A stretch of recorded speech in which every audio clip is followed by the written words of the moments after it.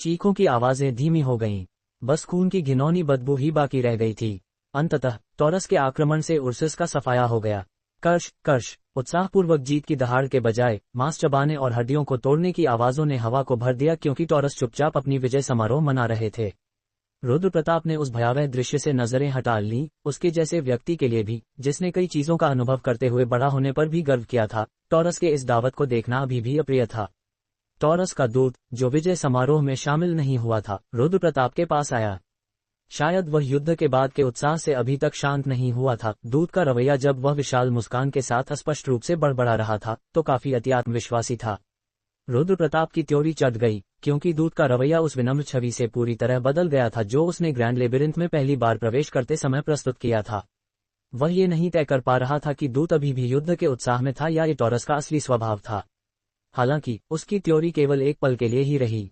उसने थकान का नाटक करते हुए दूत की बातें सुनने का ढोंग किया। इसके अलावा अब सेटस को कमजोर साबित करने की भूमिका निभाने का समय था। ब्लेच, जिस इम्प लड़की को अनुवाद करना था, वह अपना सिर हाथों में दबाए उल्टी करने में व्यस्त थी। जब टॉरस दूत को देर से इस तथ्य का एहसास हुआ, तो उसके चेहरे पर कड़वाहट छा गई। ब्रर, उसका गुस्सा देर से भड़का। वह गुर्राया और फिर उल्टी कर रही इम्प लड़की को कुचलने के लिए एक टांग ऊपर उठाई। इम्प लड़की धमकी से घबरा गई और अपने मुंह के कोनों से उल्टी को पोंछे बिना ही जल्दी से अनुवाद करने लगी। उब्ध, सबसे पहले इस जीत में आपकी मामूली सहायता के लिए धन्यवाद। टॉरस अपने पुराने दुश्मन पर जबरदस्त जीत के बाद अत्यधिक आत्मसंतुष्ट था। वह अपने स्वर में अपेक्षाकृत विनम्र था, लेकिन उसका घमंड भरा रवैया छिपाया नहीं जा सकता था। शायद उसे लड़ाई में ग्रैंड लेबिरिंथ की सहायता से प्रभावित नहीं हुआ था, क्योंकि वह काफी निराश लग रहा था। रुद्र प्रताप ने शिकायत नहीं की, क्योंकि वह देख रहा था कि कैसे घमंडी दूत उसे और उसके अधीनस्थों की सहायता का मजाक उड़ा रहा था। अगर यह गिरोह पूरी कोशिश करता, तो सेटर्स एक दिन भी नहीं टिक पाते। इम्प ने अनुवाद किया, लेकिन वे वाकई भरोसेमंद हैं। उन्हें बताओ कि उनके आज के प्रदर्शन ने मुझे उनके शब्दों पर भरोसा दिलाया है। रुद्र प्रताप यहां तक कि टॉरस की इस बात से भी सहमत था कि उसकी और ग्रैंड लेबिरिंथ की लुयान पर जीत कुछ नहीं बल्कि केवल एक संयोग थी। इम्पलर की अपने जल्दबाजी भरे अनुवाद के बीच भी चौंक गई, लेकिन रुद्र प्रताप भावशून्य बना रहा। इसके बाद टॉरस के दूत ने अपने चेहरे पर सोना पोतना शुरू कर दिया। इसके कारण बातचीत और भी लंबी हो गई। हालांकि उन्हें जबरदस्त जीत मिली है, लेकिन उन्हें काफी नुकसान भी हुआ है, इसलिए वे आपको सभी वादे किए गए इनाम नहीं दे सकते। इम्प लड़की ने अनुवाद जारी रखा। जैसा कि अपेक्षा थी, बुरी स्थिति से गुजरने के बाद किसी को वही एहसास पहले और बाद में नहीं हो सकता था। दूत के चेहरे पर किसी भी पछतावे के संकेत नहीं थे, और उसने इनाम को ऐसे कम कर दिया मानो ये स्वाभाविक था। अगर आप अगली लड़ाई में बेहतर प्रदर्शन करते हैं, तो वे आपको कई गुना अधिक इनाम देने का वादा करता है, इम्प लड़की ने कहा। अगर एक वादा टूट सकता है, तो 2 बार क्यों नहीं टूट सकता? रुद्र प्रताप ने बिल्कुल भी विरोध नहीं किया, क्योंकि वह देख रहा था कि टॉरस इतनी बेतुके वादे इतनी आसानी से कर रहा था। उसका कमजोर होने का ढोंग बहुत गहरा था। दूत उसकी प्रतिक्रिया से अत्यधिक संतुष्ट था, एक पक्षीय निष्कर्ष निकालते हुए अस्पष्ट बातचीत को समाप्त कर और चला गया। रुद्र प्रताप ने हल्के ढंग से जवाब दिया। तभी एंजेला उसके पास आए और चिंतित दृष्टि से उसे देखते हुए पूछा, क्या तुम ठीक हो? तुम्हारा क्या मतलब है? रुद्र प्रताप ने जवाब दिया, मालिक के स्वभाव को देखते हुए तुम्हें एक मामूली दूत के इस तरह बकवास करने के बाद नाराज होना चाहिए था, एंजेला ने कहा। उसे काफी चिंता थी कि रुद्र प्रताप इस पूरे समय अपना गुस्सा दबाए हुए था। बिल्कुल नहीं, मैं तो उम्मीद कर रहा था कि वे और भी अधिक घमंडी बनकर सामने आएं, रुद्र प्रताप ने पहले की बातचीत को याद करते हुए कहा। उसकी चिंताओं के विपरीत वह बिल्कुल भी गुस्से में नहीं था। एकमात्र दूत यह नहीं जान सकता था कि इनाम की मात्रा कितनी होनी चाहिए। इसके अलावा ऐसा नहीं था कि उसने अपने मालिक को स्थिति की रिपोर्ट दी थी और उससे नए आदेश पा लिए थे। अंततः सब कुछ युद्ध शुरू होने से पहले ही तय हो चुका था। कारण स्पष्ट था, टॉरस उसके हर एक कदम को चुपचाप देख रहे थे। पता नहीं क्यों, लेकिन वे उर्सिस की राय के विपरीत अपेक्षाकृत चालाक थे। मुझे जिज्ञासा है कि उनका निष्कर्ष क्या था, रुद्र प्रताप ने बुदबुदाया। वह उनके दबंग रवैये से निकलने वाले निष्कर्ष का अंदाजा लगा सकता था, लेकिन इसके बारे में सावधान रहने का निर्णय लिया। तारांकन तारांकन तारांकन, युद्ध का पैमाना बढ़ गया। जैसे ही हारे हुए उर्सिस ने अधिक सैनिक लाए, टॉरस ने भी अपनी सेना को उतनी ही मात्रा में बढ़ा दिया। युद्ध फिर से शुरू हुआ और उर्सिस एक बार फिर हार गए। हालांकि पिछली लड़ाई के विपरीत ये बहुत अधिक आक्रामक थी और कड़ा मुकाबला था। इसके लिए धन्यवाद। जैसे ही लड़ाई खत्म हुई, टॉरस के दूत ने उससे पहले की तरह बकवास करने के बजाय अधिक आक्रामक और मजबूत सैनिकों को युद्ध में शामिल होने का अनुरोध किया। जाहिर है, इस बार भी कोई इनाम नहीं दिया गया। अब उसने मुझे अपना अधीनस्थ मानना शुरू कर दिया है, रुद्र प्रताप ने टिप्पणी की। हालांकि यह अभी भी काफी नहीं था। उम्मीद थी कि वे उसे और उसके आदमियों के साथ कहीं अधिक लापरवाही से पेश आएं। टॉरस ने सेटस के साथ जीत को तुच्छ समझा था क्योंकि यह एक किस्मत की लड़ाई थी और वे इसे कम आंकने के लिए बेताब थे। संभवतः हमें अगली लड़ाई में घायल होना चाहिए, रुद्र प्रताप ने सुझाव दिया। रुद्र प्रताप के विचार को सुनकर मोरिगन और अन्य समन्स पर अविश्वसनीय भाव छाया। तारांकन तारांकन तारांकन। कुछ और लड़ाइयां हुईं और टॉरस उन सभी में जीता। निस्संदेह टॉरस दिन ब दिन अधिक घमंडी होता जा रहा था और अधिक घमंड से पेश आना शुरू कर दिया। उन्होंने युद्ध क्षेत्र के बाहर भी उर्सिस का पीछा करना शुरू कर दिया, अपने वादों को हिचकिचाहट के साथ तोड़ दिया और युद्ध क्षेत्र को ग्रैंड लेबिरिंथ के आसपास तक फैला दिया। दूत का रवैया भी पूरी तरह बदल गया। शुरुआत में सतर्क और सावधान होने का दिखावा करने के विपरीत अब दूत ग्रैंड लेबिरिंथ की सेनाओं को अपने ही आदमियों की तरह समझ रहा था। तुम खुद ड्यूक नहीं हो। मोरिगन गुस्से से भड़क उठी, अन्य समन्स भी स्पष्ट रूप से गुस्से में थे। स्पष्ट रूप से उनके मालिक का सम्मान उनके लिए सब कुछ था। इस प्रकार टॉरस का खराब व्यवहार एक अपमान और अपमान था। जल्द ही होगा, रुद्र प्रताप ने जवाब में मुस्कुराया। हर बार जब वह ठंडे मुस्कुराता, यहाँ तक कि अपनी ही सेनाओं के प्रति भी, तो पूरी तरह से क्रोधित मोरिगन और हाइमडल की रीढ़ में सिहरन दौड़ जाती थी। हालांकि यह सब शुरू से एक योजना थी, मूर्खों को देखना कि वे कहाँ भाग रहे थे, यह अभी भी एक अपमान था। टॉरस जैसे जैसे दिन बीतता गया और अधिक घमंडी होता गया, और रुद्र प्रताप के साथ भी यही हो रहा था, क्योंकि वह अपना ढोंग बनाए रखने से धैर्य खो रहा था। मुझे अब दांव बढ़ाना चाहिए, उर्सिस के दूत ने कहा। यह स्पष्ट था कि वह अपना गुस्सा दबाए हुए था जब वह रुद्र प्रताप से मिलने आया था। इस दर पर इस युद्ध में पूरी ताकत लगा देने पर विचार करने लायक है, लेकिन वे संदिग्ध बैल बिल्कुल भी हिलने का कोई इरादा नहीं रखते, रुद्र प्रताप ने जवाब दिया। इससे कोई फर्क नहीं पड़ता। जब यहाँ की सेनाएं युद्ध को बढ़ाएंगी तो उन्हें भी इसका मुकाबला करना ही होगा, दूत ने कहा। रुद्र प्रताप ने कंधे उचकाया। 10,000, मैं 10,000 और आदमी भेजूंगा, इससे ज्यादा नहीं, दूत ने जारी रखा। उनके नुकसान पहले ही 25,000 तक पहुंच चुके थे। यह एक विशाल संख्या थी जिसकी वह कल्पना भी नहीं कर सकता था अगर उसने खुद नहीं देखा होता। फिर भी उसने कहा कि वे अभी भी 10,000 और पुरुषों का बलिदान कर सकते हैं। ग्रैंड लेबिरिंथ के कुछ हजार सैनिकों की लड़ने की शक्ति बेहद निम्न गुणवत्ता वाले समन्स के स्तर पर थी और वे सफेद भालुओं और बैलों की तुलना में भी नहीं ठहरती थी। दूत के नजरिए से यह घिनौना था। इसके बाद यह आप पर निर्भर करेगा। मुझे विश्वास है कि आप तब तक पीछे हटकर फायदा नहीं उठा रहे होंगे जब तक मेरे लोग खून बहा रहे हों, उर्सिस के दूत ने कहा। उसने फिर से जोर दिया कि रुद्र प्रताप को लड़ाई के बाद टॉरस को पूर्ण युद्ध में शामिल होने के लिए उकसाना था, चाहे कुछ भी हो, क्योंकि उन्होंने योजना के अनुसार अपना हिस्सा पूरा कर दिया था। असली मास्टरमाइंड्स ने अभी तक खुद को प्रकट नहीं किया है, ये जल्दबाजी हो सकती है। अगर आप बहुत जल्दबाजी करेंगे तो आपके लोगों का बलिदान बेकार हो सकता है। रुद्र प्रताप ने दूत की चिंताओं के बावजूद सफेद भालू को याद दिलाया। हम इसका ख्याल रखेंगे, दूत ने जवाब दिया। तो इसका मतलब आपके पास इसका कोई हल है? रुद्र प्रताप ने पूछा। अगर हम अपने विशिष्ट सैनिकों को लड़ाई में भेजें तो वे चुपचाप बैठकर कुछ नहीं करेंगे, दूत ने कहा। जमा हुआ नुकसान उनके लिए बोझिल होना शुरू हो गया था, देखते हुए कि वे अपने विशिष्ट सैनिकों को भेजने की कीमत पर भी इसे कम करने को तैयार थे। जरूर, तो फिर मैं बाकी का काम संभालता हूँ। रुद्र प्रताप के घमंडी जवाब ने उर्सिस के दूत को संतुष्ट होकर जाने पर मजबूर कर दिया। तारांकन तारांकन तारांकन। इस पर विचार करने पर वे मूर्ख नहीं हैं और उन्हें पता होना चाहिए कि पूरी योजना मालिक पर निर्भर करती है। क्या आपको यह अजीब नहीं लगता? उर्सिस के दूत के जाने के बाद एंजेला ने संदिग्ध अभिव्यक्ति के साथ पूछा। उसने उत्सुकता से सिर झुकाया, क्योंकि वह ये नहीं समझ पा रही थी कि उर्सिस इतना नुकसान उठाने को क्यों तैयार थे जब योजना को रुद्र प्रताप पर इतना अधिक भरोसा करना पड़ रहा था। वह सही थी, उन्हें तब तक का नुकसान भविष्य में पूरा किया जा सकता था, लेकिन पहले से ही कड़ी लड़ाई में विशिष्ट सैनिकों को भेजना संतुलन को एक तरफ कर देता। अगर रुद्र प्रताप उर्सिस से विश्वासघात करके उनके खिलाफ साजिश रचने वाले टॉरस के साथ खड़ा हो जाता तो ये खुद पर ही नुकसान मोल लेने जैसा होता। अगर वे इस पर विचार करें तो कुछ खामियां सामने आती, लेकिन इसके बावजूद उर्सिस के पास अपनी योजनाओं को अंजाम देने के लिए अपने कारण होंगे। खैर, रुद्र प्रताप ने अनजान बनने का नाटक किया, लेकिन उसे लगा कि उसे कुछ पता था। एंजेला ने जल्दी से इसे पकड़ लिया और उम्मीद की कि वह उसे कारण बताएगा। रुद्र प्रताप ने जारी रखा। मेरी योजना में कुछ ऐसा जरूर था जो उन्हें भा गया होगा।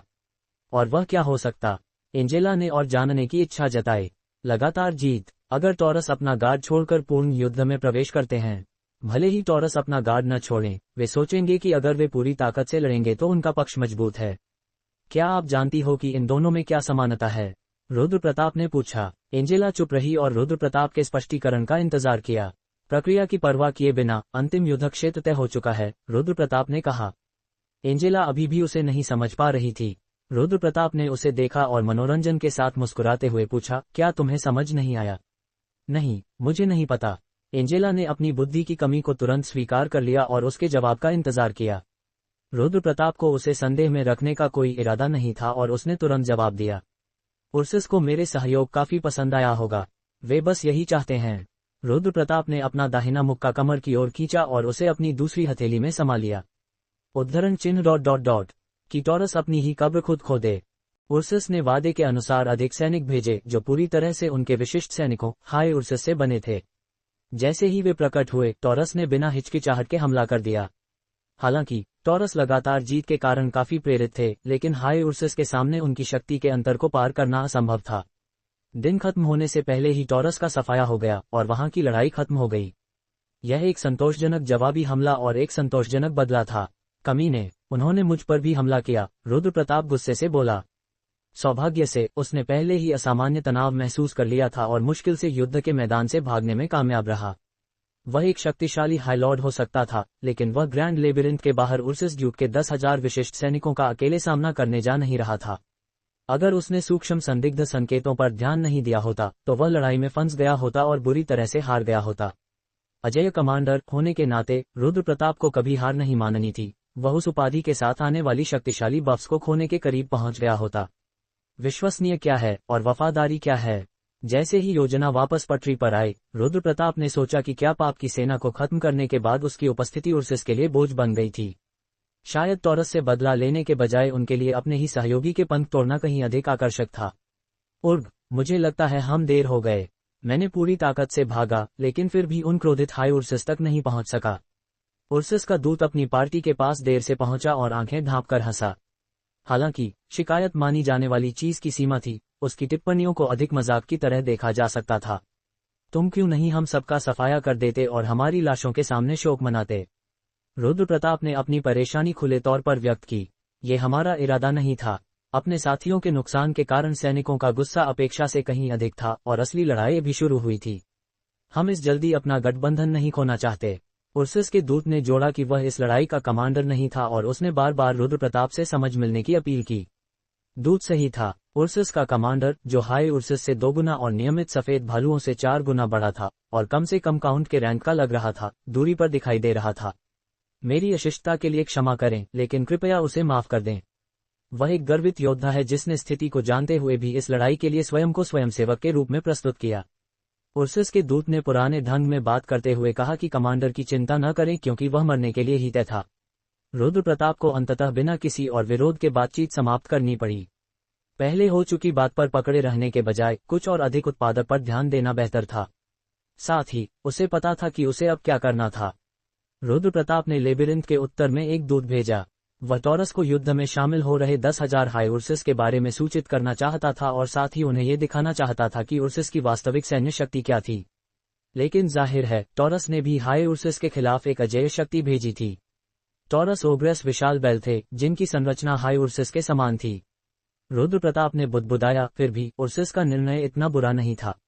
टॉरस ड्यूक अभी तक युद्ध के मैदान में प्रकट नहीं हुआ था, लेकिन उनकी बढ़ती सैन्य मनोबल को देखकर रुद्र प्रताप ने सोचा कि अपनी योजना के साथ आगे बढ़ने का समय आ गया था।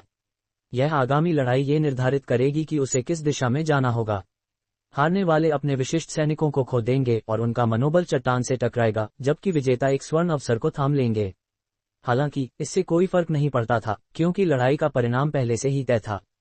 हिंसक और अत्यधिक एकजुट टॉरस ओग्रेस का सैन्य मनोबल इतना खतरनाक था कि ऐसा लग रहा था कि वे युद्ध के मैदान पर मौजूद हर सफेद भालू को फाड़ डालेंगे। हाई उर्सस भी उतना ही भयावह था, लेकिन उनके चारों ओर एक उदास वातावरण था। वे डरे नहीं हैं, उन्हें देखो, वहां कौन कहेगा कि यह एक हार है। रुद्र प्रताप ने हाई उर्सस की दृढ़ता की प्रशंसा करते हुए धीरे से कहा। सफेद भालू केवल मजबूत ही नहीं थे, सेटर्स खतरनाक और मजबूत दिख सकते थे, लेकिन मौत के सामने उन्होंने थरकने लगे थे। इसके लिए धन्यवाद। रुद्र प्रताप किसी भी कठिनाई के बिना लुयांग को मारने में सक्षम रहा था। क्या यह एक असली ड्यूक और जल्दबाजी में इकट्ठा किए गए मूर्खों के समूह में अंतर है? रुद्र प्रताप ने सोचा। ऐसा लग रहा था कि सिस्टम द्वारा लागू की गई वफादारी भी सच्ची गरिमा से पार नहीं पा सकती थी। सावधान रहना, यह एक कठिन लड़ाई होने वाली है। रुद्र प्रताप ने सफेद भालुओं के भव्य मनोबल को देखते हुए मोरिगन और अन्य समन्स को चेतावनी दी। तारांकन तारांकन तारांकन। जब तक उर्सस और टॉरस एक दूसरे का सामना करते तब तक हवा में तनाव कम नहीं हुआ। पिछली मुठभेड़ों की शत्रुता वर्तमान लड़ाई के माहौल की तुलना में कुछ भी नहीं थी। खतरनाक हवा लड़ाकों की छाती पर खींची गई एक तेज तलवार की तरह थी, जिससे अपने कड़े मनोबल के बावजूद टॉरस के लिए सिर उठाना मुश्किल हो गया था। कुछ कमजोर दिल वाले समन्स ऐसे दिख रहे थे मानो वे मैदान में सिकुड़कर मर जाएंगे, जबकि रुद्र प्रताप ने अपने असामान्य रूप से तेजी से धड़कते दिल को शांत करने की पूरी कोशिश की। लालच की शक्ति एक ऐसे पेटू की तरह थी जो स्वादिष्ट भोजन की मेज के सामने बैठा हो। रुद्र प्रताप को अपनी हाईलॉर्ड की शक्तियों को दबाना पड़ा और अपनी शुद्ध मानवीय शक्ति का उपयोग करना पड़ा। अगर वह अपनी उपस्थिति प्रकट कर देता तो उसकी विनम्रता की नकल सहित सब कुछ व्यर्थ हो जाता।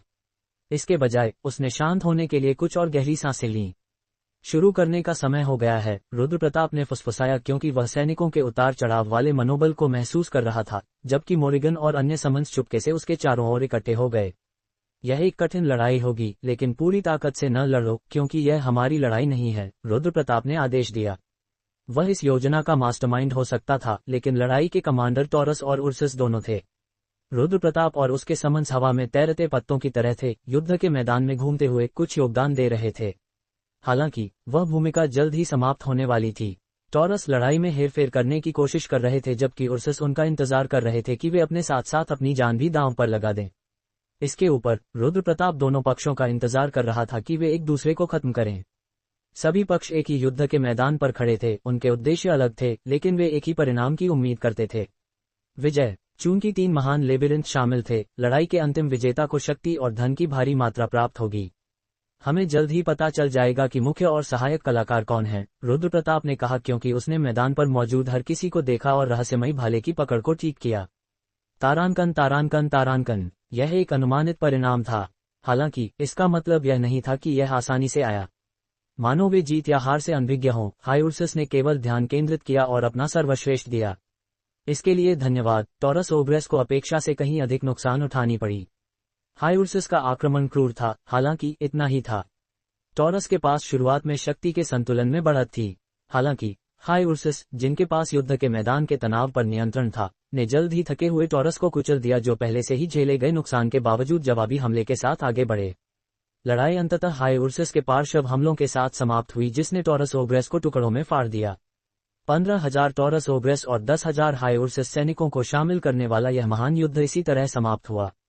जब हवा में एक भी चीख नहीं बची थी, तब रुद्र प्रताप ने अपनी अगली योजना पर काम करना शुरू किया। उनके द्वारा किए गए काफी नुकसान के बावजूद टॉरस को निर्णय लेने के लिए उकसाना उसके लिए मुश्किल नहीं था। चीजें आखिरकार वैसे ही हुई जैसा आपने भविष्यवाणी की थी, मालिक। कठिन लड़ाई के बाद एंजेला भारी सांस लेते हुए बोली। भले ही मैं पीछे रहा होता, टॉरस उस स्वर्ण अवसर को पकड़ते हुए आगे बढ़ते, रुद्र प्रताप ने जोड़ा। टॉरस इस कदम को चलाते क्योंकि उनकी दीर्घकालिक महत्वाकांक्षा अपने दीर्घकालिक दुश्मन को विलुप्त करना था। रुद्र प्रताप ने उन्हें नियोजित समय से थोड़ा पहले कदम उठाने के लिए उकसाया था। अगर उर्सस ने कुछ और तैयार नहीं किया होता तो युद्ध समाप्त हो गया होता, रुद्र प्रताप ने जारी रखा। लेकिन जाहिर है ऐसा होना असंभव था। अगर उर्सस के पास शक्ति के अंतर को पाटने के लिए कोई और समाधान नहीं था, तो वे अपने 10,000 विशिष्ट सैनिकों का बलिदान करने तक नहीं जाते। अब मुख्य कलाकारों के मंच पर प्रकट होने का समय हो गया है, रुद्र प्रताप ने कहा। तारांकन तारांकन तारांकन। रुद्र प्रताप ने उच्च मनोबल वाले लेकिन थके हुए टॉरस सैनिकों को उम्मीद के साथ देखा। उसने अभी तक उन चालाक ड्यूक्स के चेहरों की ओर एक नजर भी नहीं देखा था। लेकिन अब जब उन्होंने पूर्ण युद्ध का निर्णय ले लिया था, तो ड्यूक्स को प्रकट होने के लिए मजबूर होना पड़ा। जैसा कि उसने अपेक्षा की थी, अतिरिक्त सैनिकों का नेतृत्व सबसे आक्रामक दिखने वाला बेल योद्धा टॉरस किंग कर रहा था। उसका शरीर लगभग मांसपेशियों से फटा हुआ था, ऐसा लग रहा था मानो वह छत तक पहुंच जाएगा, और उसके 4 सींगों के बीच कभी कभी चिंगारियां उड़ती थीं। टॉरस कमांडर अपने आप में एक राक्षस था। लुयांग भी इस चीज का सामना नहीं कर सकता था, रुद्र प्रताप ने टिप्पणी की। सच कहें तो, हालांकि लुयांग की उस राक्षस से तुलना करना अर्थहीन था। देखने से लग रहा था कि अगर 2 लुयांग होते तो भी वे इसे हरा नहीं पाते। इसकी उपस्थिति उसकी उम्मीदों से कहीं अधिक थी। यह विशाल था। Thump thump. दूर से ड्यूक को खड़े देखकर रुद्र प्रताप का दिल जोर शोर से धड़क रहा था। लालच की शक्ति को लुयांग के दावत का आनंद लेने के बाद भी दोबारा जाग गया। यह इसके अगले भोज का समय नहीं था, लेकिन रुद्र प्रताप तीव्र प्यास और उसके लार जमा होने का दबाव महसूस कर सकता था। शक्ति चिल्ला रही थी कि उसे रिलीज किया जाए। हालांकि हाईलॉर्ड की शक्तियों को खोलने के बजाय रुद्र प्रताप ने उन्हें जबरदस्ती दबा दिया। सौभाग्य से लालच की शक्ति ने असामान्य धैर्य दिखाया और जितनी जल्दी प्रकट हुई थी उससे कहीं जल्दी चली गई।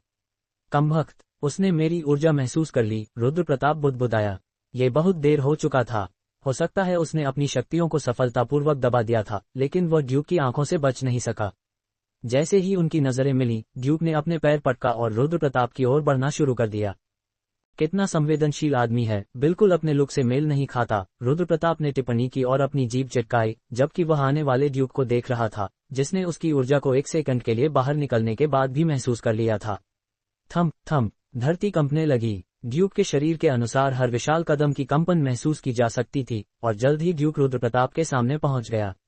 रुद्र प्रताप ने ऊपर देखा और दो चमकीली पीली आंखें देखी जो उसे घूर रही थीं, और वह बुदबुदाया, खैर देखा जाएगा। वह कमजोर और विनम्र होने का नाटक कर रहा था, ये जोर देकर दिखा रहा था कि लुयान को हराने में उसकी कितनी किस्मत अच्छी थी, लेकिन अब वह इस सबसे बोर हो चुका था। ये पहली बार था जब रुद्र प्रताप ने इतने बड़े पैमाने पर एक विशाल, पेशीबद्ध शरीर से इतने दबाव का अनुभव किया था। ऐसा महसूस हो रहा था जैसे ऊपर से एक विशाल पत्थर दबाव डाल रहा हो। ड्यूक की उपस्थिति की तुलना में लुयान की उपस्थिति कुछ भी नहीं थी। यह एक ड्यूक की वास्तविक उपस्थिति थी। रुद्र प्रताप अवचेतन रूप से सीधा खड़ा हो गया। वो, ड्यूक ने गहरे स्वर में बात की और उसकी हर हरकत हवा को लात मारती थी। अनुवाद करो, रुद्र प्रताप ने आदेश दिया।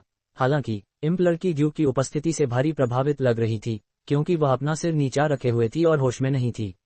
रुद्र प्रताप ने सांस ली और अपनी कुछ ऊर्जा निकाली जिसे वह इतनी मेहनत से दबा रहा था, ये सहजता से बाहर निकली और आसपास के वातावरण को भर दिया। उसकी ऊर्जा ड्यूक से अलग थी, क्योंकि यह अधिक सघन और काली थी, जबकि चुपचाप आसपास को खा रही थी। ड्यूक की आंखों में कुछ चमका जब उसने रुद्र प्रताप को घमंड से नीचे देखा। पीली इम्प लड़की ने आखिरकार अपनी दबी हुई सांस छोड़ी। अब अनुवाद करो, रुद्र प्रताप ने पीछे मुड़े बिना फिर से आदेश दिया। इम्प लड़की, जो ड्यूक की भारी उपस्थिति से बस अभी बची थी, ने तुरंत अनुवाद करना शुरू कर दिया। मैं तुमसे मिलना चाहता था, विजयी कमांडर। रुद्र प्रताप संक्षेप में एक दुविधा में पड़ गया। क्या वह अवसरवादी होने का अपना नाटक जारी रखे, अपनी शक्तियों का कितना हिस्सा ड्यूक के सामने प्रकट करे, चूंकि उसका राज खुल चुका था। हालांकि उसे निर्णय लेने में ज्यादा समय नहीं लगा। जब हर कोई मुझसे मिलते समय यही कहता है तो शर्मिंदा होता है, रुद्र प्रताप ने जवाब दिया। ऐसा लग नहीं रहा था कि उसकी ऊर्जा ड्यूक की पीली आंखों को मूर्ख बना पाएगी। वैसे भी तुमसे मिलकर खुशी हुई, टॉरस के कमांडर। मैं अजेय कमांडर हूँ। रुद्र प्रताप ने उदासीनता से ड्यूक का स्वागत किया, दूसरे टॉरस के लिए दिखाई गई दास अवसरवादी की आड़ खोदी।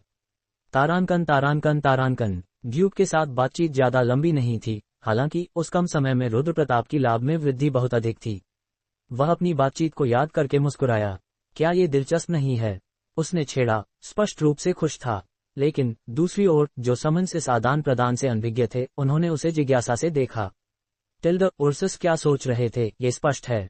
उन्होंने हमारे लिए जाल बिछाया होगा, लेकिन मैं उत्सुक था कि तुम इस झगड़े से क्या प्राप्त करोगे। अपनी उपस्थिति के बावजूद टॉरस ड्यूक तीक्ष्ण बुद्धि वाला था। हालांकि चाहे वह कुछ भी हो, उर्सस इसे अंजाम नहीं दे पाएंगे। मैं इस लड़ाई का विजेता रहूंगा, ड्यूक ने जोड़ा। ड्यूक खुद पर इतना भरोसा रखता था कि वह उर्सस को कुचलने के लिए आत्मविश्वासी था, भले ही वे पहले ही उनके जाल में कदम रख चुके थे और उसके पास अपने संदिग्ध सहयोगी के साथ सौदा करने का समय भी था। यह आप पर है कि विजेता के साथ महिमा में स्नान करना है या हारने वाले के साथ जहर पीना है। हालांकि इसका चुनाव और जिम्मेदारी पूरी तरह से आप पर है, उसने निष्कर्ष निकाला। टिल्ड, रुद्र प्रताप ने उन रहस्यमयी पीली आंखों को याद किया और फिर से हंसा। वैसे भी चीजें और भी दिलचस्प हो गई हैं। ड्यूक ने कभी सपने में भी नहीं सोचा होगा कि रुद्र प्रताप जो चाहता था वह लूट नहीं, बल्कि स्वयं जीत थी। अजय कमांडर होने से पहले वह लालच का स्वामी था। तारांकन तारांकन तारांकन। ड्यूक के आगमन पर टॉरस की उन्नति सहज थी। वे एक के रूप में चले, एक न्यूनतम टोही टीम को छोड़कर। दर्शकों का ध्यान आगे बढ़ रही सेनाओं पर केंद्रित था। उन्होंने काफी बड़ी संख्या में सैनिक तैनात किए हैं। संवेदनशील एंजेला ने चिंतित होते हुए देखा, क्योंकि वह अंधेरे में छिपी हुई थी। ये दोनों कमांडरों के बीच की लड़ाई है। अगर उन्होंने कोई ध्यान नहीं आकर्षित किया होता तो यह और भी अजीब होता। रुद्र प्रताप ने उसे शांत किया और टॉरस किंग को देखा, जो पूरे दल का नेतृत्व आत्मविश्वास से कर रहा था। उन्हें पर्याप्त सैनिक इकट्ठे करने होंगे, वह बुदबुदाया। जल्दबाजी करने की कोई आवश्यकता नहीं थी, क्योंकि उर्सस ने उनके लिए एक जाल छोड़ा था और इतने सारे ध्यान के साथ उनकी सैन्य शक्ति का पर्दाफाश होना अनिवार्य था। हालांकि मानो उसकी उम्मीदों का मजाक उड़ाते हुए टॉरस की उन्नति अविश्वसनीय रूप से धीमी थी। उनकी लापरवाह हवा ऐसी थी मानो वे कुछ होने का इंतजार कर रहे थे, जिससे रुद्र प्रताप हताशा से त्योरी चढ़ा गया। सोचो, मजबूती से सोचो, वह बुदबुदाया, ये समझने की कोशिश कर रहा था कि उसने क्या छोड़ दिया था। इस बार की लड़ाई निश्चित रूप से छोटी नहीं थी, क्योंकि इसमें 2 ड्यूक और 1 हाईलॉर्ड शामिल थे। यह एक ऐसी लड़ाई थी जिसमें 9वीं मंजिल से परे के डीप फ्लो के कुलीन भी रुचि दिखा रहे थे। यह एकल युद्ध 9वीं मंजिल पर स्थिति कैसी होगी, इसे निर्धारित करेगा। विजेता स्पष्ट रूप से अतुलनीय लूट के साथ पूरी मंजिल पर हावी हो जाएगा और फिर एक शक्तिशाली शक्ति का निर्माण करेगा। जितना शानदार विजेता की महिमा होगी, उतना ही अंधकार में हारने वाले की छायाएं होंगी। अगर वे ऐसी लड़ाई में शामिल नहीं होते तो ऐसा नहीं होता, लेकिन अब वे अपनी शक्तियों के बजाय किस्मत पर भरोसा कर सकते थे। रुद्र प्रताप को आखिरकार एहसास हुआ कि उसने क्या छोड़ दिया था। मूल रूप से पश्चिम के शासक सेटर्स, उत्तर के शासक टॉरस और दक्षिण के शासक उर्सस थे। इसके अलावा केंद्र में ग्रैंड लेबिरिंथ था। उनमें से सेटर्स का सफाया कर दिया गया था और लेबिरिंथ में शामिल कर लिया गया था, इसलिए तकनीकी रूप से 9वीं मंजिल के सभी शासक इस लड़ाई में शामिल थे, सिवाय एक के, पूर्वी लेबिरिंथ के शासक के। तारानकन। अगर टॉरस ड्यूक का आत्मविश्वास असली था, तो रुद्र प्रताप को इस लड़ाई के लिए आखिरी और सबसे खराब संभव परिणाम को शामिल करना पड़ा। आखिरकार इस दुनिया में कुछ भी निश्चित नहीं था और सच सामने आने के बाद सुधार करना बहुत देर हो चुका होगा। रुद्र प्रताप इस तथ्य को अच्छी तरह से जानता था और बिना हिचकिचाहट के अपने अगले कदम उठा सकता था। जबकि उसने एंजेला को उर्सस को अपनी चिंताओं को संप्रेषित करने के लिए भेजा, उसने मिमिर से जानकारी का अनुरोध भी किया। इसके अलावा स्लाइम मासिस और अंडर एल्फ रेंजर्स ने अपनी टोही के प्रयासों को दोगुना कर दिया। रुद्र प्रताप की चिंताओं को मान्यता मिलने में एक दिन भी नहीं लगा। वह बुदबुदाया, कमबख्त, असली डीप फ्लो शासक शुरू से ही कहीं और था। रिक्शाशा और मिमिर ने पुष्टि की कि पूर्व से एक बड़ी सेना आ रही थी, लेकिन जिस दिशा में वे जा रहे थे वह अजीब थी। वे जिस दिशा में जा रहे हैं वह बहुत अस्पष्ट है। ये जानने का कोई तरीका नहीं है कि वे उर्सस या ग्रैंड लेबिरिंथ की ओर जा रहे हैं। मॉरिगन का कठोर चेहरा चिंता से भरा था, क्योंकि दुश्मन का रास्ता जो 9वीं मंजिल के केंद्र और दक्षिणी क्षेत्र को पार करता था, एक खतरा था। रुद्र प्रताप ने कभी अपना गार्ड नहीं छोड़ा, हमेशा यह मानते हुए कि चीजें गलत हो जाएंगी। उसने विभिन्न योजनाएं बनाई थी ताकि उसके लिए भागना संभव हो। हालांकि चीजें हमेशा गलत होती थीं। वाकई, जब मैंने पूर्वी लेबिरिंथ के साथ एक निजी बैठक स्थापित करने की कोशिश की थी, तो कुछ ईमानदारी दिखाई होती तो उन्हें लड़ाई में लाना इतना मुश्किल नहीं होता। रुद्र प्रताप ने सब कुछ अपने ऊपर लादते हुए इस महत्वपूर्ण चीज को याद रखने में विफल रहने के लिए खुद को दोष दिया। उसने अपने सहायक डोमिनिक की अनुपस्थिति को गहराई से महसूस किया। हालांकि अतीत की गलतियों पर रोने के बजाय वह जल्दी से अपना अगला कदम तय करने के लिए आगे बढ़ा। मॉरिगन, हाइमडल के साथ समन्स को ग्रैंड लेबिरिंथ वापस ले जाओ। सबसे खराब स्थिति में तुम्हें मेरे लिए समय खरीदना होगा जब तक मैं वापस नहीं आ जाता, रुद्र प्रताप ने आदेश दिया। इस लड़ाई में उनका मुख्य दुश्मन उनका सहयोगी टॉरस नहीं था। क्या तुम अकेले ठीक रहोगे? सबसे खराब स्थिति में तुम टॉरस द्वारा घिरे जा सकते हो, मॉरिगन ने चिंतित होकर पूछा। रुद्र प्रताप आश्वस्त था कि वह सफलतापूर्वक निकल सकता है, लेकिन वह अपनी अजेय कमांडर की उपाधि खोने के बारे में कहीं अधिक चिंतित था। अगर सबसे खराब हो गया, पीछे हटना ही एकमात्र विकल्प है। इस तरह तुम अपने सम्मान की भी रक्षा कर सकती हो, मॉरिगन ने जोड़ा। नहीं, टॉरस किंग इतना आसान निशाना नहीं है, लुयान की उसके साथ तुलना भी नहीं की जा सकती, रुद्र प्रताप ने खिन्न मुस्कान के साथ कहा, क्योंकि अब वह खुद को टॉरस और उर्सस की ही स्थिति में पाता था। मैं पोर्टल नहीं खोल सकता और न ही मैं अभी जा सकता हूं। अगर मेरी ओर से कोई संदिग्ध हरकत हुई तो टॉरस उर्सस के बजाय पहले मेरे पीछे पड़ सकते हैं, रुद्र प्रताप ने कहा। उसके समान टॉरस तभी संतुष्ट होंगे जब वे अपने उस सहयोगी को नष्ट कर देंगे जिसने उनके साथ विश्वासघात किया, भविष्य की परेशानियों को रोकने के लिए। मैं एंजेला और वैम्पायर्स के साथ इसे संभालने की पूरी कोशिश करूंगा, इसलिए उन्हें वापस लाओ और किसी भी छिपे हुए हमले के लिए तैयार रहो, रुद्र प्रताप ने मॉरिगन को चेतावनी दी। मॉरिगन ने जवाब दिया, कृपया सावधान रहें मालिक। अंततः मॉरिगन और हीरोब्रेड के समन्स भारी दिल के साथ समूह से अलग हो गए, एंजेला और वैम्पायर्स के साथ। वे आने वाली सेना से आशंकित थे, जिन्हें वे हल्के में नहीं ले सकते थे। दुर्भाग्यवश युद्ध का मैदान झूठे वैम्पायर्स के लिए बहुत कठोर था, जो सबसे कम रैंक वाले टॉरस के सिपाहियों को मारने की गारंटी भी नहीं दे सकते थे। ट्रू ब्लड की रानी की अनुपस्थिति में ये स्पष्ट था कि वैम्पायर्स बेचैन हो रहे थे। कौवा और योद्धा नहीं दिख रहे हैं, वे पूछ रहे हैं कि वे कहाँ गए, इम्प्लर्की ने अनुवाद किया।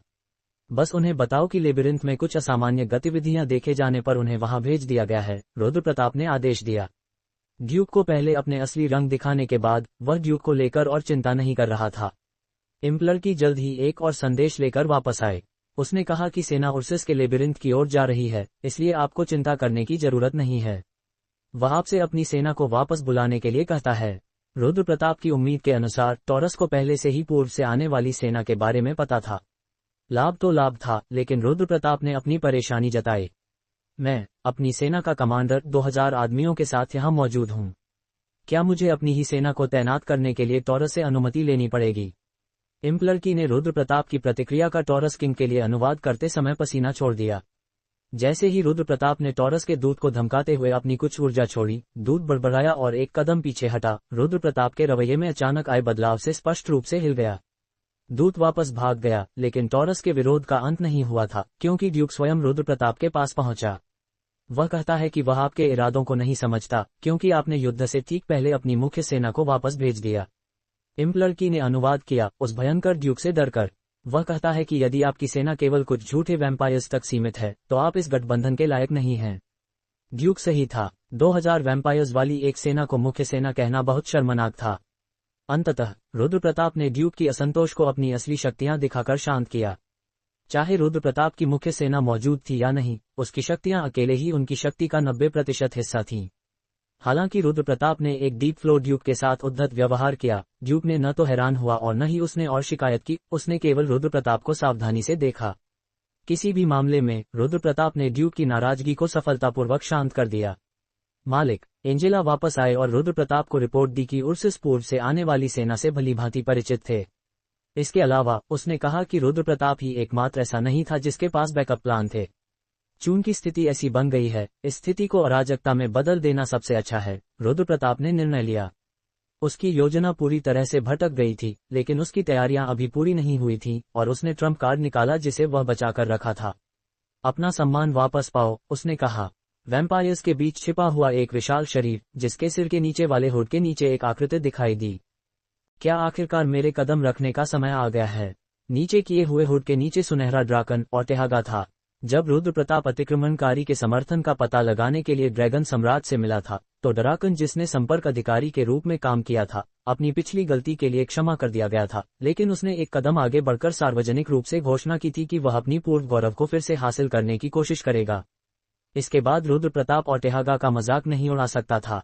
बिना देर किए उसने इस परेशानी को युद्ध के मैदान में अपने साथ ले लिया, हमेशा उसे उपयोग करने के मौके की तलाश में रहता। हालांकि जब रुद्र प्रताप युद्ध के मैदान पर पहुंचा और देखा कि टॉरस और उर्सिस के बीच तनाव उसकी उम्मीद से कहीं अधिक था, तो वह परिपक्व ड्राकन को मैदान में नहीं उतार सकता था। थोड़ी सी भी समस्या उसके सहयोगी को उसका दुश्मन बना देगी। इस प्रकार ओर्टेहागा की उपस्थिति टॉरस को नहीं बताई जा सकती थी। भले ही ओर्टेहागा सेना छोड़ दे, कोई भी उसकी अनुपस्थिति पर संदेह नहीं करेगा। बस कहो और मैं तुम्हें अपना सम्मानजनक पक्ष दिखाऊंगा, ओर्टेहागा ने पेशकश की, अपनी पिछली गलती को ठीक करने की कोशिश में बड़बड़ाते हुए। रुद्र प्रताप ने उदासीनता से कहा, तुम्हें इतनी मेहनत करने की जरूरत नहीं है। तुम्हें बस मेरे लिए एक छोटा सा काम करना है। तुमने निश्चित रूप से कहा था कि तुम मुझे अपना सम्मान वापस पाने का मौका दोगे। ओर्टेहागा ने निराश होकर जवाब दिया और उसके कंधे ढीले पड़ गए। ये तुम्हारे मन में जो कुछ भी था, उससे कहीं अधिक महत्वपूर्ण है, इसलिए निराश होने की जरूरत नहीं है, रुद्र प्रताप ने कहा। रुद्र प्रताप के बोलते ही ओर्टेहागा का मूड उतनी ही तेजी से वापस आ गया जितनी जल्दी वह गिरा था। ड्रैगन सम्राट को मैं जो कुछ भी कहना चाहता हूँ, वह बहुत महत्वपूर्ण है। हालांकि रुद्र प्रताप के अगले शब्द उस उत्साही ड्राकन की उम्मीदों से बहुत दूर थे। एंजेला, सुनिश्चित करो कि यह बाहर न फैले, रुद्र प्रताप ने एंजेला को देखते हुए आदेश दिया। अंधकार का एक पिच काला पर्दा खुला, जिसने उनकी बातचीत को बाहरी दुनिया से पूरी तरह से काट दिया। ड्रैगन सम्राट को बताओ कि अतिक्रमणकारी बंधा हुआ होगा, इसलिए वे जब तक हैं, तब तक एक बड़ा बवाल मचा दें। रुद्र प्रताप ने ओर्टेहागा को बताया।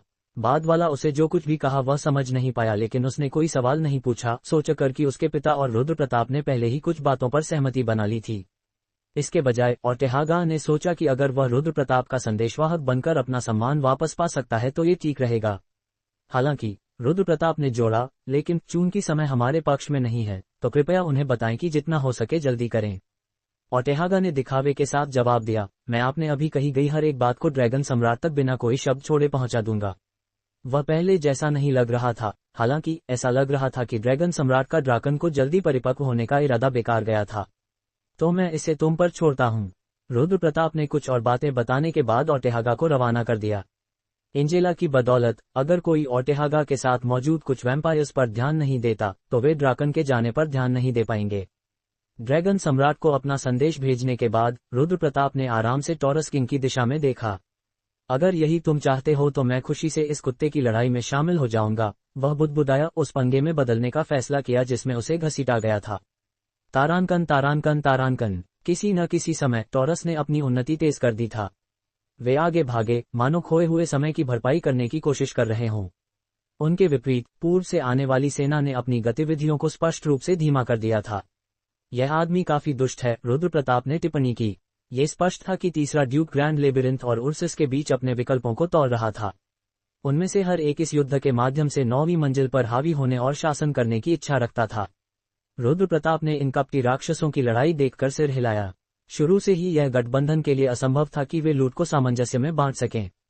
इस लड़ाई में शामिल कोई भी अपनी जीत को साझा करना नहीं चाहता था। जाहिर है, दूसरे ड्यूक्स को लूट प्राप्त करने और 9वीं मंजिल पर राज करने से रोकने के विचारों को रोकने का कोई तरीका नहीं था। अब जब सभी कार्ड बांट दिए गए हैं तो बाकी बस ये पुष्टि करना बाकी है कि दूसरे पक्षों के हाथ में क्या कार्ड हैं, रुद्र प्रताप ने कहा। हर कोई सोचता था कि उसके पास सबसे अच्छे कार्ड थे, लेकिन जब तक वे एक दूसरे के हाथ की तुलना नहीं करेंगे तब तक किसी को भी परिणाम का पता नहीं चलेगा। तुम इस वक्त जरूर परेशान हो रहे होगे। रुद्र प्रताप हंसा जब उसने टॉरस किंग को बेचैनी से सांस लेते देखा, लेकिन वह केवल एक संक्षिप्त क्षण के लिए था। उसका चेहरा जल्द ही गंभीर हो गया। उसने अनजाने में 9वीं मंजिल के हर लेबिरिंथ को इस लड़ाई में खींच लिया था। इसके लिए धन्यवाद। मंजिल पर शासन करने का अधिकार दांव पर लगा था। अगर ये लड़ाई हार गई तो फिर कोई मौका नहीं मिलेगा। जब लड़ाई का विजेता कम से कम 2 ड्यूक स्तरीय लेबिरिंथ को अपने कब्जे में ले लेगा तो वापसी का मौका पाना लगभग असंभव होगा। ये सब या कुछ नहीं था। अंडरवर्ल्ड के नियम हमेशा की तरह रुद्र प्रताप को घेरे हुए थे, उसके एड़ियों का पीछा करते हुए लालच से। वह भयानक राक्षस विजेता की छाया के नीचे छिपा हुआ था, धैर्यपूर्वक उस क्षण का इंतजार कर रहा था जब वह खुद को दिखाए और हारने वाले की हर चीज को फाड़ डाले। केवल गर्म खून की आखिरी बूंद निगलने के बाद ही वह संतुष्ट होकर अपने मूल स्थान पर लौटेगा। वही अंडरवर्ल्ड था जिसमें रुद्र प्रताप अभी जी रहा था। मालिक, एंजेला ने रुद्र प्रताप से एक अजीब अभिव्यक्ति के साथ पूछा, मानो वह भी उसी स्थिति में थी जिसमें वह था। क्या यह मजेदार नहीं है? रुद्र प्रताप ने पूछा। आपका मतलब? एंजेला भ्रमित थी, ये सुनिश्चित नहीं कर पा रही थी कि रुद्र प्रताप सवाल किसे पूछ रहा था। अगर तुम नहीं मारोगे तो मर जाओगे, लेकिन यह मजेदार है जब कोई नहीं सोचता कि वे मरेंगे। रुद्र प्रताप ने इन शब्दों को कहते हुए हंसा। लेकिन मैं भी उतना ही मनोरंजित हूँ, वह थोड़ी देर हंसने के बाद बोला, दूर टॉरस किंग को देखते हुए। मुझे नहीं लगता कि मैं इस लड़ाई को हारूंगा। हालांकि उसने अपना ट्रम्प कार्ड ओटेहागा को निकाला था, लेकिन उसने अभी तक अपने सभी कार्ड नहीं दिखाए थे, और वह छोटा सा विवरण अंततः लड़ाई का निर्णायक कारक बनेगा। मुझे भी नहीं लगता कि मालिक हारेंगे। वे अंततः मालिक के सामने घुटने टेकेंगे और आपसे उनकी जान लेने की भीख मांगेंगे, एंजेला ने आत्मविश्वास से जवाब दिया। तुम ऐसा क्यों सोचती हो? रुद्र प्रताप ने उसके विश्वास को सुनकर एक अभिव्यक्ति बनाई।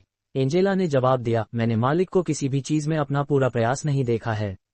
तारानकन तारानकन तारानकन। कमीने, मालिक इतनी मेहनत कर रहा है और तुम लोग यहाँ आराम कर रहे हो।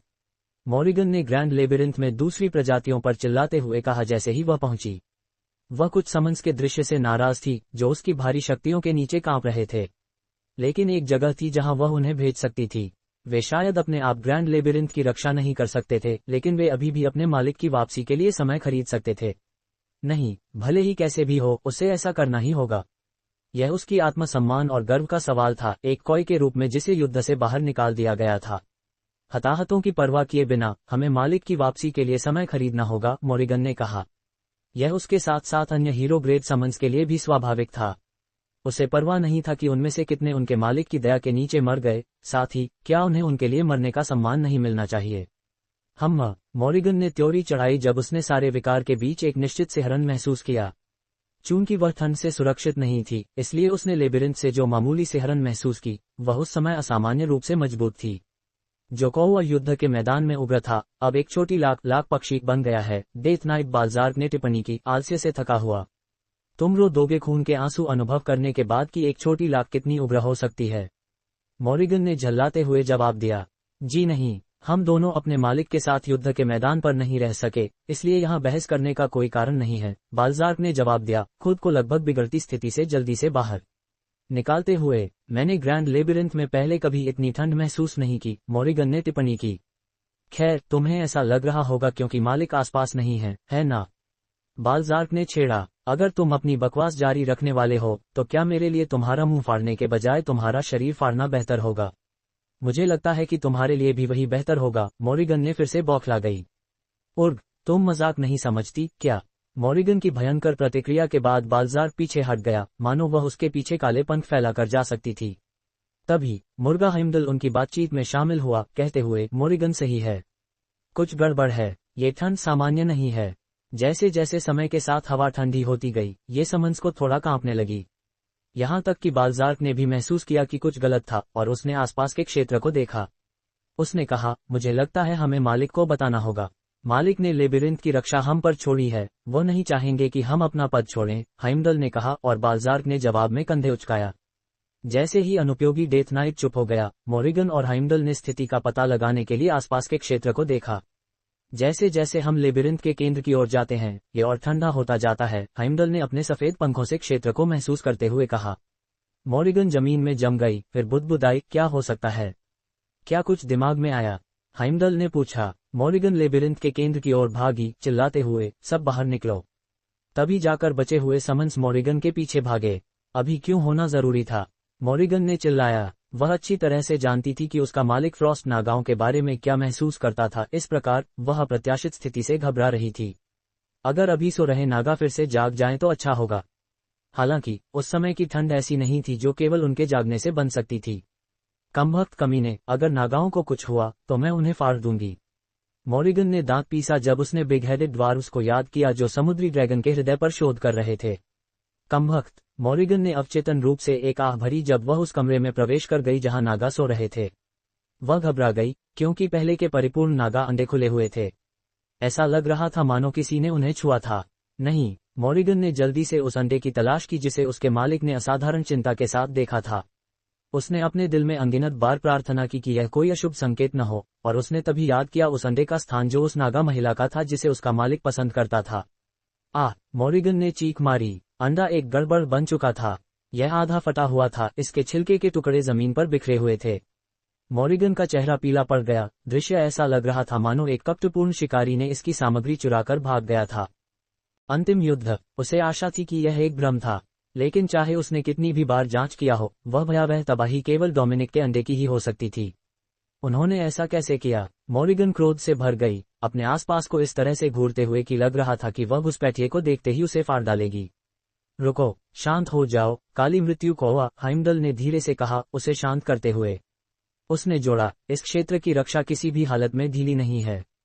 ग्रैंड लेबिरिंथ की मुख्य सेना को युद्ध के लिए तैनात किया गया था, लेकिन इसकी रक्षा तोड़ना इतना आसान नहीं था। लेबिरिंथ स्वयं एक जीवित, निर्दयी राक्षस था, और यह किसी भी घुसपैठिए को, जो बुरे इरादों से भरा हो, निगल सकता था। इसके ऊपर अंडरएल्फ रेंजर्स, जो अपने मालिक के लिए कुछ भी कर सकते थे, इस क्षेत्र की सावधानीपूर्वक गश्त कर रहे थे। कोई भी इतनी करीब से संरक्षित जगह में घुसपैठ नहीं कर सकता था, और न ही इसके सबसे गहरे स्थान में प्रवेश कर सकता था।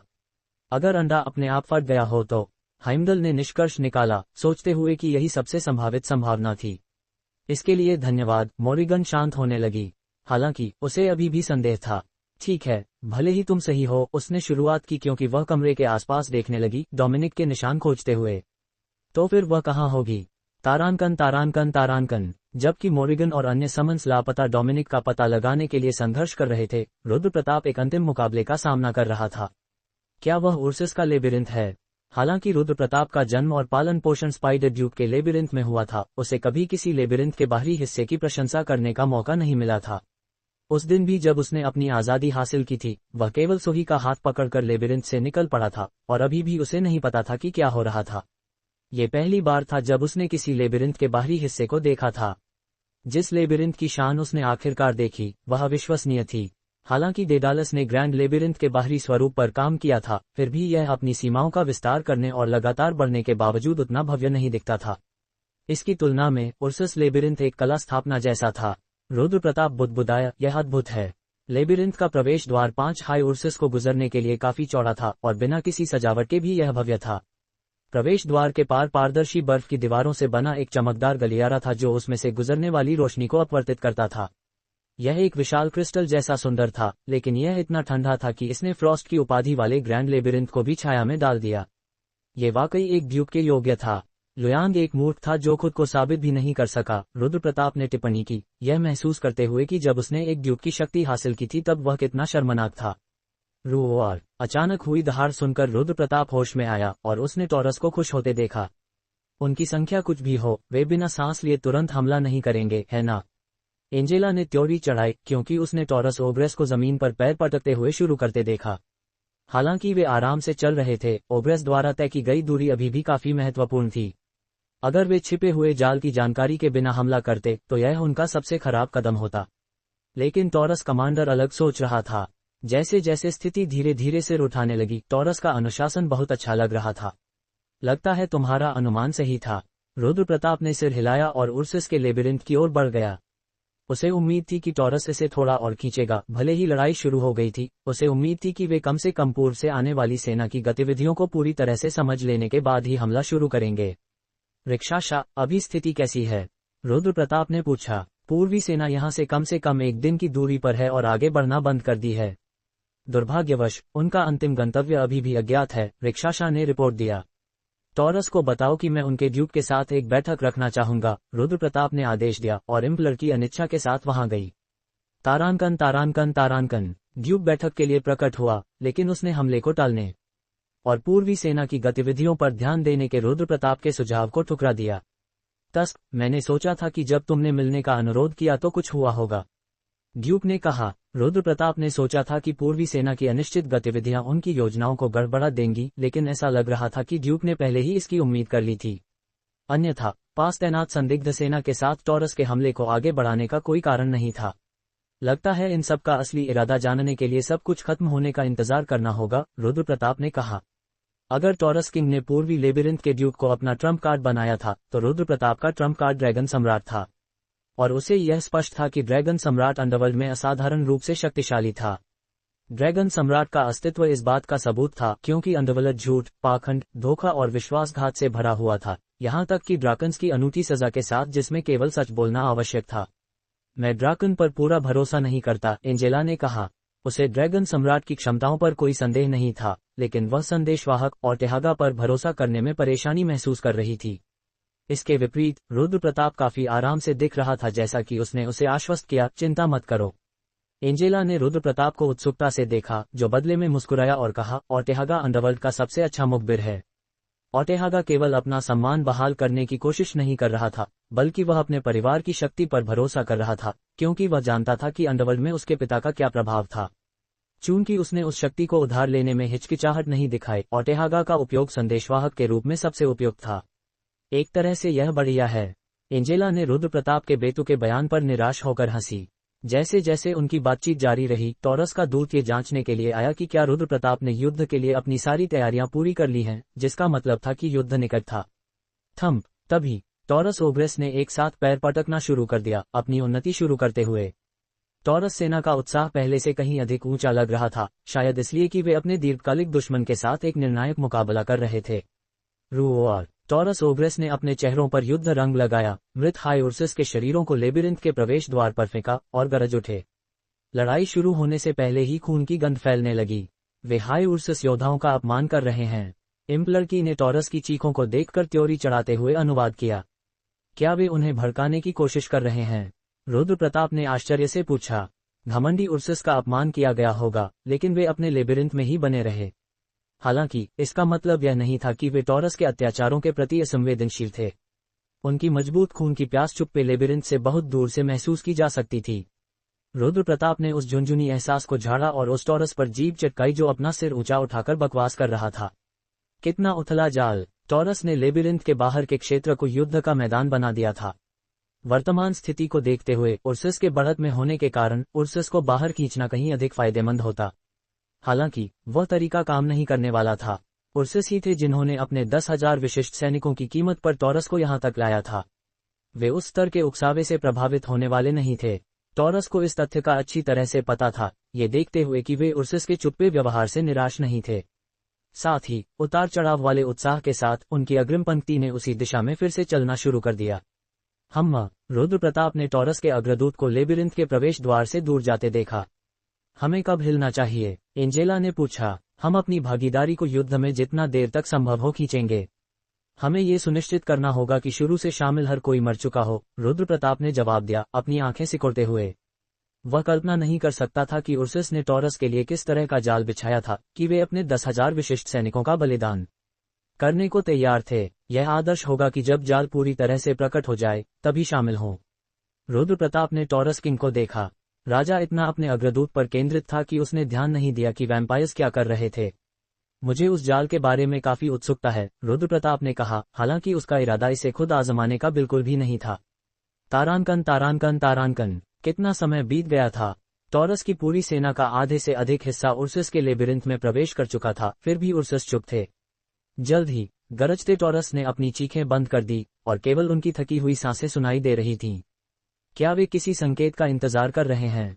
रुद्र प्रताप ने आश्चर्य से कहा, वहीं टॉरस किंग की ओर देखते हुए। टॉरस किंग की उपस्थिति अन्य सभी टॉरस से अलग थी। वह अपने सैनिकों की शोभायात्रा को एक रहस्यमय अभिव्यक्ति के साथ देख रहा था। अब तुम क्या करोगे? अगर तुमने हिलना शुरू नहीं किया तो ये लड़ाई शुरू ही नहीं होगी। रुद्र प्रताप ने अपने ईमानदार रूप के बावजूद आशापूर्वक बुदबुदाया, ये समझने की कोशिश कर रहा था कि टॉरस किंग क्या करेगा। मालिक। तभी रिक्शाशा गंभीर अभिव्यक्ति के साथ पास आए। पूर्वी सेना ने फिर से मार्च करना शुरू कर दी है। उनकी दिशा? रुद्र प्रताप ने जवाब का इंतजार करते हुए पूछा। उत्तर की ओर, इसी स्थान की ओर, रिक्शाशा ने जवाब दिया। रुद्र प्रताप ने राहत की सांस ली, क्योंकि ग्रैंड लेबिरिंथ इस लड़ाई से बाहर रहेगा। वह हमेशा लड़ाई के बजाय ग्रैंड लेबिरिंथ पर अधिक ध्यान देता था, इसलिए यह उसके लिए खुशी की खबर थी।